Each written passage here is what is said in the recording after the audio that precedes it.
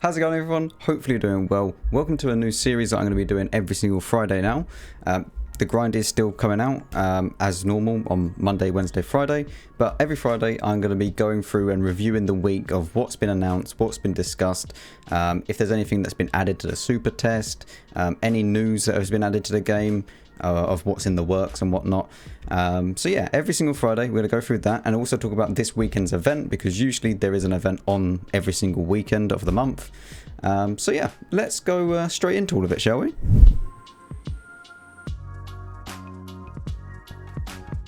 Okay, so the first order of business, the new global map has been announced, the new Clan Wars campaign. Now, the new campaign is going to be starting from July the 26th till August the 9th. So it'll be a 2-week campaign, so make sure if you're going to play it, you can play it all the way through, because these things, it's pretty much an every single night thing. I remember when I played to get my chieftain, it was about 5 o'clock in the evening till about 10 o'clock at night. So yeah, a decent, your evening's going to be gone basically every single day for 2 weeks. So if you are thinking about playing it, just keep in mind the commitment that you need to have to be able to play it. There is no chieftain in this campaign, which has caused a little bit of a well, interesting situation, because you need a chieftain to be competitive in Clan Wars now. It's just as simple as that. Marty Vo actually made a decent video on this. I'll link it below in the description if you want to go and, you know, talk about everything that he says in there. He covers a lot of points of why this is stupid, and they should really just... the chief needs to be addressed, in other words, right? I have no idea how they could fix it, but yeah. Not having a chief as a reward, as you can see here, these are only the rewards that you'll get. There is no chief. A lot of people are going to say, that's great, that's good, you know, they're not giving out the chief anymore. It's bad for players that are trying to play in Clan Wars that don't have a chief, because you're playing in a 277 against a chief and you just can't do anything against it. It's just better in every single way, especially with this new Bond Turbo. It's going at 52 now.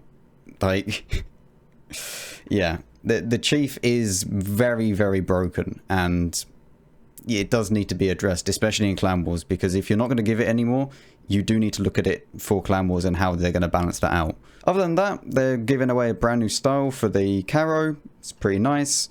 The Caro's okay. It's not a great tank, but, you know, this is what a reward tank should be like. They're not insanely good, and the gun's a bit derpy, but it looks decent enough, like the little 3D style. I believe you get this if you get into the top 4,000 players on the Hall of Fame, then you will get this style for free. Now, for the workshop vehicles, if you don't know what this is and you've never played a campaign before, just by playing in the campaign, you'll be able to craft completely for free a tier 8 premium. Or one of these, so either a tier 7 or a tier 8. I would always recommend a tier 8 because it's going to earn you credits, unless you want something that is a little bit more rare, like the T23E3, which recently got buffed. So yeah, there's your options of the vehicles. Also, the Clan Wars camo of Damascus Steel is no longer the 10% Hall of Fame or Alley of Fame, whatever they're calling it. It is now going to be the Prospector 2D style, which, I mean, it looks okay, but I still would prefer Damascus over it, to be quite honest. There's also some 3D skins that you can get, of course, the Chieftain 3D skin and the 907 3D skin that you can purchase for fame points. There's a brand new 2D style, which looks okay, and of course you can get your Lightning style, your Conqueror style, Prophecy, Flame, and Retribution and Reaper. Now, these are all pretty nice. Obviously, they're gonna be quite expensive for fame points. The Lightning style is usually around about 10k fame points. And if you don't know, if you're not in a top clan, you're probably not going to be able to afford that. I mean, you might be able to afford like some of these, sure. But this is usually, I think, like 5k fame points, and the Lightning usually go for about 10k. So keep that in mind. And of course, if you don't want any of the camos at the end of it, you can get some bonds, premium days, credits, crew members, female crew members. All of these are available right at the end for you to be able to purchase and exchange for your fame points. Now, summer sales. They are basically advent calendars, but in the summer. Every single day, starting from July the 14th, which was 2 days ago, through to July the 23rd, there are going to be a deal every single day. For example, the first one, as you can see here, was the Lorraine 40T, and then we had the 50TP prototype, and now today we have the STRV 81. A nice thing that you can do with this, if you have a big surplus of gold at your disposal, say you've been collecting it from the loot boxes in Christmas time, and you got like 30,000 gold or something. If you already have this tank, say you have the STRV 81, you can then buy it. It will refund you the amount of gold that the tank costs, and then give you your garage slot, crew members, and your ×5 XP, which you get 25 of them. So really, really nice and useful if you plan on grinding anything. So keep that in mind. If you do have a surplus of gold, it's usually, you get about 300, 400 difference, usually, roughly. So you only lose about 300 gold each time, which is very nice considering that you're playing 25 games of 5 times, and it only counts on a win.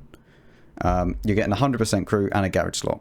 I mean, a garage slot alone is usually 150 on discount, 300 if it's, you know, you're basically just paying for a garage slot. Now, there has been a big ban wave that has gone on across all regions. So that's not just EU, it's also NA, RU, and Southeast Asia. On EU, there was 2,241 accounts that were penalized.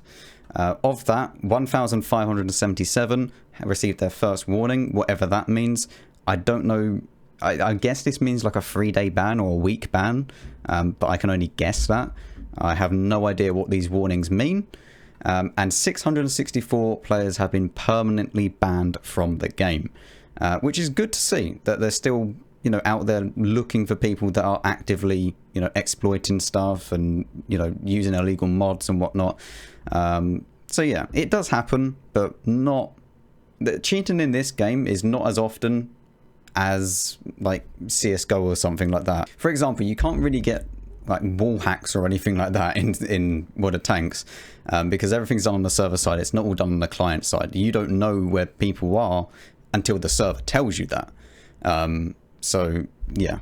Also, this does mean that all the cheaters that received sanctions, so not just the people that got banned, people that received their first warning as well, so all 2,241 accounts, will be removed from the ranked battles leaderboards. So if they cheated in ranked, or didn't even cheat in ranked, if they just cheated and they played ranked and they got to the leaderboard, they're wiped off of it. They're not receiving any rewards for it at all. This could also be that they teamed in ranked as well, for one of the banned reasons. Who knows? But yeah, it's good to see that they kick them off the leaderboards, because you don't really want to be losing a spot to a cheater, do you? Ranked battles is over, thankfully. You don't have to play that anymore. I don't have to grind out that. 10v10 for me was miles better than 15v15 ranked. But they are obviously going to give out a questionnaire, which everyone enjoys. And a few stats for the players' favourites. So they're obviously going to be looking at all the data and seeing where it goes, because this was only a trial version, even though that they put a brand new piece of equipment, which meant you had to play the game mode if you wanted it. Most played class, surprise, surprise, was a medium tank. And the most played vehicles was the EBR, the STB1, the Cran, STRV, which is kind of interesting. I would probably think that it would have been, you know, like an assault DD, like Object 268v4 or something like that. And obviously the Object 261 for artillery. The most used in bonus battle was an STB1, but, you know, STB1 is probably 80%, maybe not 80, but 70% of the medium tanks that you played against. Like, it was pretty much everywhere. You know, 4k DPM with the same kind of reload time as a 140, yeah, it's pretty good, isn't it? And just in case you had any issues with ranked and you need to send a ticket to support, do it within 30 days of this message. So this was done on the 14th. So 30 days after that, as long as you put your ticket in, then they'll come back to you about it. But other than that, if you do it outside, they're not going to accept it. Frontline is making its return. Unfortunately though, they're adding tier 9 vehicles to it. I am extremely sad about this. It was such a good game mode, and you could just make so much money, but now the fact that they're adding tier 9s, and okay, they're only adding tier 9s when you take the second objective. So let's say it's obviously A, B, C, D, E, F. If you take A, B, C all in that one row, I think you can, there's actually a point down here where it shows it. So it says, at the start of battle, according to the standard rules in a tier 8 tank, but when the attackers capture at least one second objective, so that is zones D, E, and F, because it'll be on the second line, all players upon respawning after being destroyed may pick a tier 9 vehicle to re-enter the battle and strengthen their team. Now, I really don't like this. They're adding things to Frontline that just didn't need to be added. Let's say that you just played Frontline just to grind credits, which is what I would say like 95% of the players done, maybe even 99%. You just played it to grind credits, and then the other little 1% or 5% were just to grind stock tanks. Because it was an environment where it doesn't matter if you win or you lose, you're just there to just not care about stats or anything. You can literally watch something on the other screen if you have the luxury of having 2 monitors, and just grind some credits or grind through a stock tank. That was what Frontline was, and now they're adding tier 9s to it. Sure, you can now grind your tier 9s, but what am I meant to do in my Progetto 46 against a Concept 1B that's hull down? Or against an E50 if I don't have premium rounds? And let's face it, we're here to make money in Frontline. I'm not going to be firing premium rounds. It's just a real dumb move that I see, or I had nobody ever asking for. Like, nobody in my community ever thought, oh yeah, you know what, let's add tier 9 tanks to this. No, it's not going to work when you mismatch tiers like this. It's why Frontline works so well, because you could just spam normal rounds, even at tanks that were, you know, considered stronger. No tank had the kind of Concept 1B armor or Type 4 heavy armor. What am I meant to do against a Type 4 heavy with 212 pen or even 196, which is what the new IS-6 is going to have in the buffed things? So hopefully, yes, they said that this is just a trial version, and hopefully it just gets removed after one iteration. It's going to be each month until the end of November. So November will be the last month in which Frontline takes place. And probably, I think that's when the Battle Pass ends anyway. Or either that or it's September for the Battle Pass. But yeah, we'll see. As always, if you do want the full list of things that have been changed, there is a new way of earning your kind of abilities. Now heavy tanks have heavy tanks, medium tanks, light tanks, all of them, all the classes get different categories. So heavy tanks will be able to choose a level 3 version of, say, an artillery strike, and then it'll have a level 1 recon, and then it'll have a level 2, say, engineering, inspire, or field reserves. And as you can see here, this is how it all is. It no longer is kind of, oh, let's go and upgrade it each time after the game, which I don't really know how I feel. I just have to play the game mode to find out exactly what it's like, but we'll see. There are different tiers, again, in Frontline. Upon reaching them, there is 15 tiers, 20 points in total for each tier that you go. And these are the rewards. I'm not going to read them all out. You can see them on the screen now. Now, Battle Pass points will be available for grabs if you are playing Frontline as well. To be in the top 5 players, you get 25 points for a win. You get 10 if you lose. You get 10 for a win if you're between 6 and 20. You get 5 for a defeat within 6 and 20. And if you're in position at 21 to 30, you get no points no matter if you win or lose. Which is kind of a bit of a kick in the face, to be honest. Like, again, it's a casual game mode. Like, stop trying to make this competitive. Just stop. Just give everyone a point if they're between 21 and 30, even if it's 5. Just give them 5 points for participating. Unless they're AFK, which you have detection for anyway. So if they're AFK, just give them 0 points. They get 0 credits and XP anyway. So, and literally just as I was making this video, update 1.14 has been announced and the test server is currently running right now. It has got some interesting things. The Czechoslovakian heavy tanks are here. They're going to be following on from the tier 6 Skoda T25. As you can see, this is the tier 7, the tier 8, the tier 9, and of course the tier 10. They look interesting.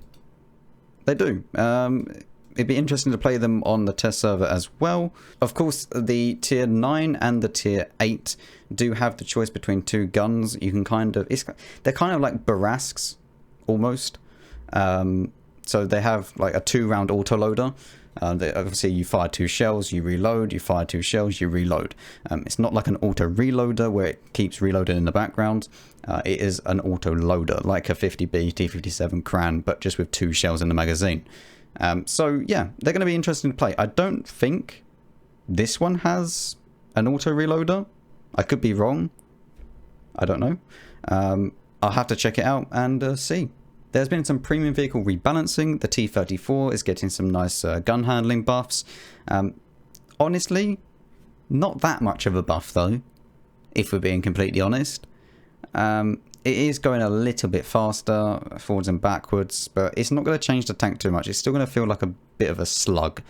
And I suppose that balances it out, I guess. It does have some of the best armor at tier 8 for the turret, so there is that.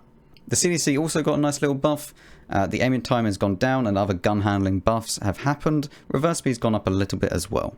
Now the KV5, the IS6, the 121, the WZ11111 and the T34-3 all got penetration buffs up to 196. So that's a plus 10mm pen buff, as you can see, to absolutely all of them. The Rampanzer got a reload time buff, so it's going to have a little bit more DPM. It's got a little bit more of a hit point buff, only by 50, so it's not going to make that much of a difference. Aim time went down, and the dispersion for the accuracy actually went down a little bit as well. So it's going to be a little bit better, but I don't know. Like, it needs to be a bit faster. Like, it's called the Rampanzer, man. Like, it needs to be able to ram stuff. The Ripper pattern also got a buff with 7.4 seconds reload time base. So that's gone down 0.7, which is quite a substantial change to the actual reload time. So DPM's gone up on that. And also the aim time's been improved, albeit it's not that good at 2.2, but once you stick vents and stuff like that on it, it would be pretty nice. Penetration of the standard shell for the T95E2. I don't think you can get this tank anymore. But it used to be available as a reward for completing the referral program. And I don't think it was ever in Clan Wars. You might have been able to make it in Clan Wars or get it as a tier 8 premium from Clan Wars. I'm not exactly sure. But I know for definite it used to be part of the referral program. Aim time's gone down as well to 2 seconds, so yeah, nice little buff for that as well. The 59 pattern, of course, is going to get a nice little buff, but it's still got a massive cupola on top of the tank, so it's still going to be penned every single time by any tier it meets, even tier 6s. But the gun handling is pretty nice, and they increased the power to weight as well as the engine power, obviously.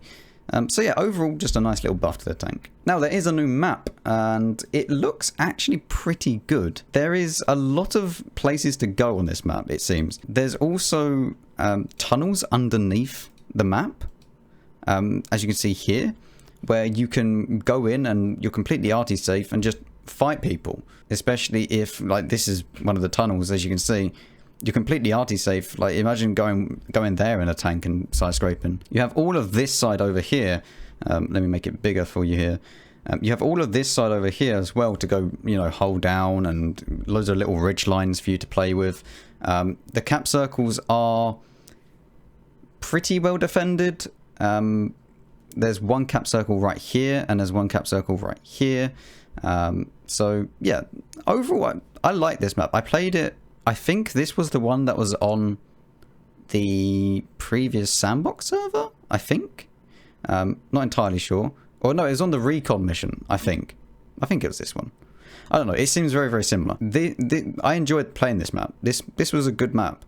And yeah, we'll have to see what it's like when it, fully comes into the game. But looks like it's going to be another map guide I need to make. Now, there is a brand new game mode that's coming to 1.14 called Topography. Now, this is a very good game mode because it helps players know exactly where to go straight away on the game. There's nobody that they can, you know, feel bad about, you know, letting down or whatever. They can just learn the map, learn where people go, and just play the game as normal, and then learn what works, what doesn't work. So yeah, there's plenty of different maps and also difficulty levels, so it'd be interesting to see what this is like. Ruinberg's getting a rebalance. Ruinberg version 4,776,000,000. There's been a lot of Ruinberg changes, hasn't there? Apparently this is the old version. Now we seem to have a house over here. This is now completely gone. There's no more window spot over here by the looks of things. And yeah, I can't really see any other big changes right now. As you can see here, this is the window spot. That's what it used to be like before. You could go in here and then just go up, and then now, no, you're not going there anymore. And they've even got a house there to block it off. So that's a good change. It should have been like that since the start, to be honest. Because this position here, very, very similar to the position which is just like down over here or somewhere, where you have to peek out and use kind of all your turret to be able to see it, and you're not getting so much vision. So yeah, this is good. I think this will actually improve the map quite a bit.